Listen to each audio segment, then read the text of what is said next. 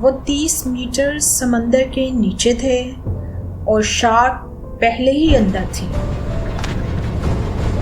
Freddy जब college में था, वो एक बार फ्लोरिडा से बहामास तक क्रूज पर गया।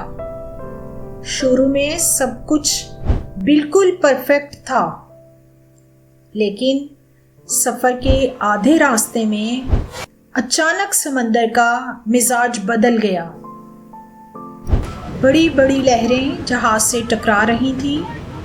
जहाज इतना हिल रहा था कि सब मुसाफिरों को ऊपर वाले डेक पर जाने से मना कर दिया गया था। कुर्सियाँ इधर उधर फिसल रही थी, टेबल्स गिर रही थी, लेकिन जहाज का अमला बिल्कुल पुरसुकून था, क्योंकि वो ये सब पहले कई बार देख चुके थे। मगर एक मुसाफिर के तौर पर यह सब देखना बहुत खौफनाक था, क्योंकि उस लम्हे फ्रेडी को एक बात समझ आई कि चाहे जहाज कितना ही बड़ा क्यों ना हो, समंदर में असल ताकत हमेशा कुदरत के पास होती है। खुशकिस्मती से तूफान गुजर गया और सब बच गए, लेकिन एक सोच फ्रेडी के साथ रह गई। अगर समंदर में कुछ गलत हो जाए तो वो बहुत बुरी तरह होता है। और आज की ये सच्ची कहानी इसी बात का सबूत है। Welcome to सीफोक्लू। 26 मई 2013 की सुबह एक बड़े ऑयल टैंकर को नाइजीरिया के एक साहिल से उतारा जा रहा था। उसके साथ 3 टग बोट्स थीं। उनमें से एक बोट का नाम जेस्कन 4 था, जिसे कहा जाता है कि वो ऑपरेशन की क़यादत कर रही थी। जहाज़ में अमले के 12 अरकान सवार थे। जहाज़ के अमले में एक कुक भी शामिल था, जिसका नाम हैरिसन ओकन था। सुबह तकरीबन 4:45 पर हैरिसन की आंख खुली। जहाज जोर जोर से हिल रहा था। सब अभी सो रहे थे।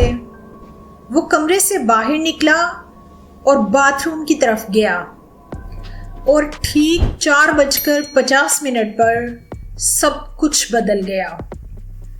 एक जबरदस्त लहर ने जहाज को टक्कर मारी। चंद सेकंड में जहाज उलट गया। पानी तेजी से अंदर भर गया। चारों तरफ अंधेरा था, चीखें थीं और अफरा तफरी फैल गई।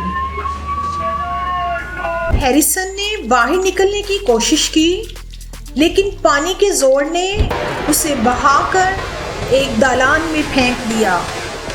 और फिर अचानक एक हैरान कुन बात हुई। वो डूबा नहीं था।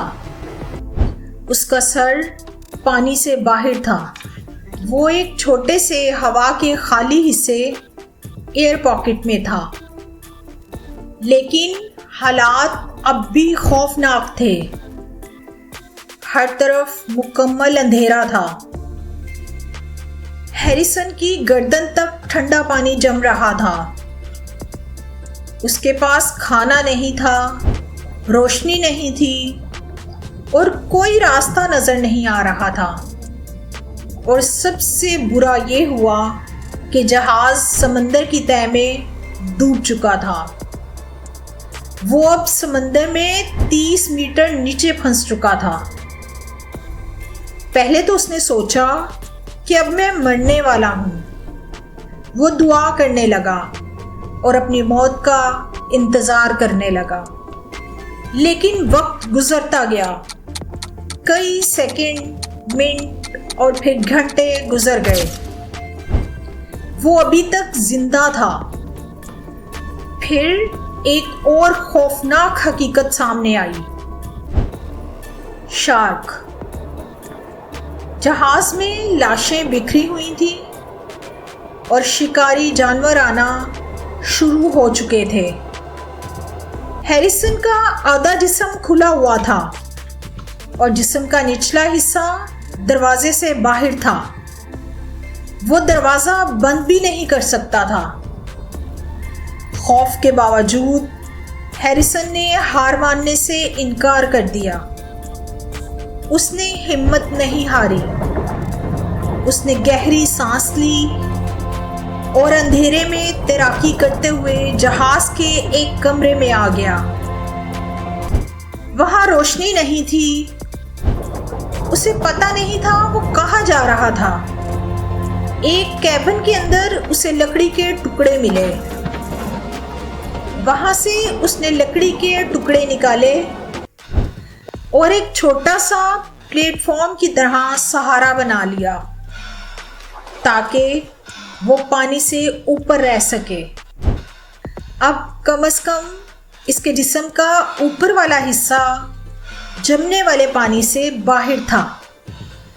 फिर एक मौजज़ा हुआ। उसे एक टॉर्च और एक सॉफ्ट ड्रिंक मिली। जिंदा रहने के लिए उसे उम्मीद की एक छोटी सी किरण नजर आई, लेकिन जल्द ही तकरीबन एक दिन के बाद टॉर्च बंद हो गई और शार्क उसके साथ वाले कमरे में दाखिल हो गई। वो उन्हें सुन सकता था, खाते हुए, हरकत करते हुए, दीवारों से टकराते हुए। जरा तसव्वुर करें कि पानी के अंदर आप अंधेरे में फंसे हुए हैं और शिकारी शार्क सिर्फ चंद फुट के फासले पर हैं। 36 आवर्स, 36 घंटे तक वो ऐसे ही बैठा रहा, अंधेरे में, खौफ में, ठंड में, शदीद भूख में, दहशत ज़दा सा, मौत का इंतजार करते हुए। फिर तीसरे दिन उसने कुछ देखा। उसने पानी के अंदर हल्की हल्की रोशनी देखी। क्या ये हकीकत थी या वो पागल हो रहा था? उसने एक गहरा सांस लिया। उसने रिस्क लिया और उस रोशनी की तरफ तेजी से तैरने लगा। और फिर वो हकीकत थी। एक गोताखोर रेस्क्यू टीम वो लाशें निकालने के लिए मौजूद थे, लेकिन लाशों की बजाय उन्हें एक जिंदा बच जाने वाला शख्स मिल गया। हैरिसन ने आहिस्ता से गोताखोर का हाथ पकड़ा। गोताखोर हैरान रह गया और फ्रीज हो गया, क्योंकि कोई भी इंसान 3 दिन पानी के नीचे बगैर किसी सामान के जिंदा नहीं रह सकता।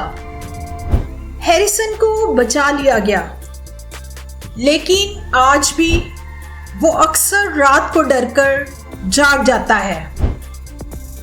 उसे महसूस होता है जैसे वो अब भी उसी डूबते जहाज में फंस गया है।